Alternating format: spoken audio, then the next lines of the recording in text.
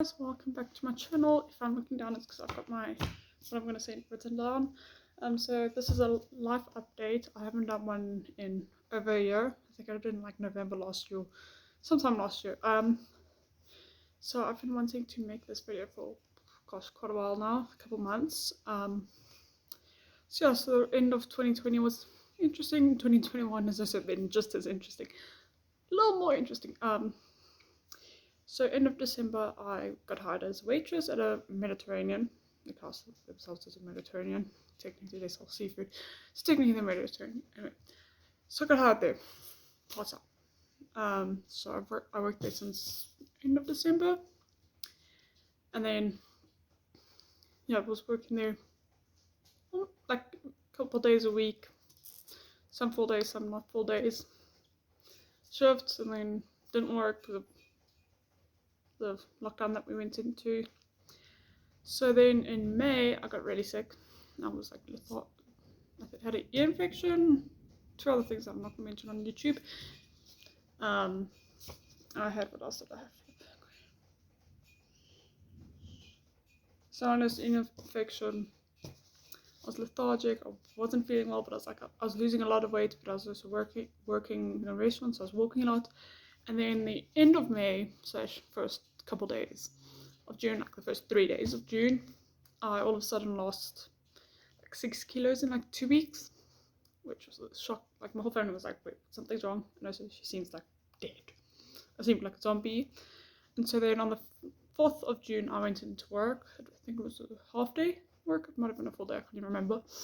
And like my side, I was hurting in a couple different places, but mostly on my side where my appendix is. Well, I think it's where the appendix is. It's on the side.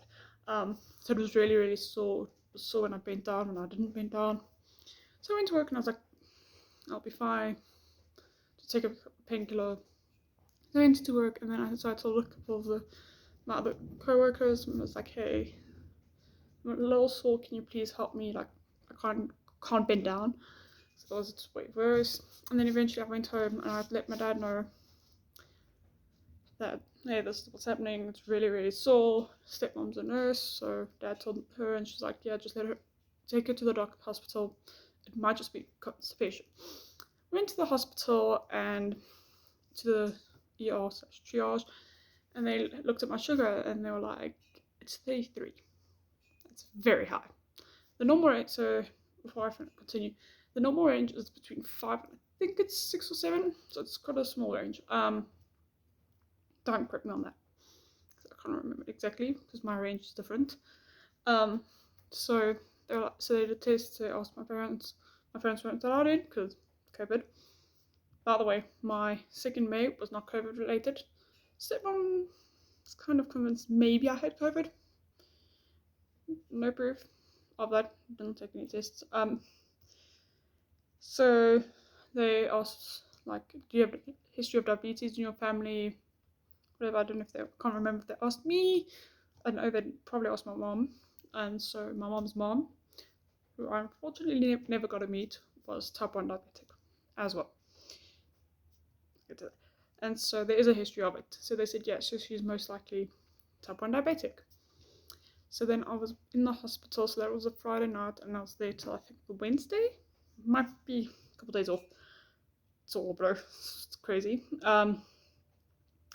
So yeah, my sugar was really high. They put me on Novamix, which is a blend of short-acting and long-acting insulin. I was on that. It was hard, hectic adjustment. I'm still like kind of adjusting. Like I have days where I'm like, I wish this didn't happen. But like, it's my life now. I can't have any sugar or like none. I have to have like almost none. Obviously, all foods have a type of sugar in it. So yeah, type 1 diabetic. So I take insulin. I'm insulin dependent, as my bracelet says.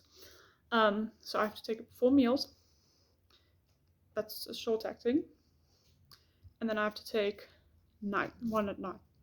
Not one unit, but like I have to take a different one at night time, which is a background insulin, because non-diabetics have a working pancreas which provides the insulin to the body, and mine doesn't work.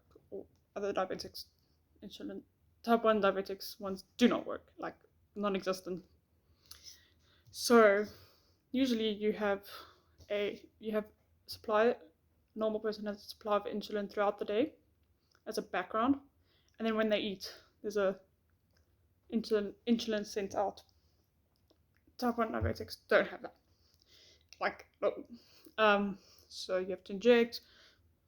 I think all have to inject. I might be a bit wrong on that, so don't quote me. I'm still very new. It's not even been 6 months. So I inject into my stomach, and in the beginning, like 2-3 months, I pricked my finger with a glucometer. It's a little electronic thing that just checks your sugar. I should check the range and inject if it's too high, which is like, it's a little one. I'll maybe do a video on that. And then I now use, let me see if I can show it. So in there is a sensor. It's a continual glucometer, which means it checks my sugar like constantly, so I don't have to prick my finger, which saves quite a bit of pain. But I am healthy though. I am still kind of adjusting. However, my doctors did say that I am very well adjusted and I got a hang of it very quickly. So yeah, other than that, I'm healthy.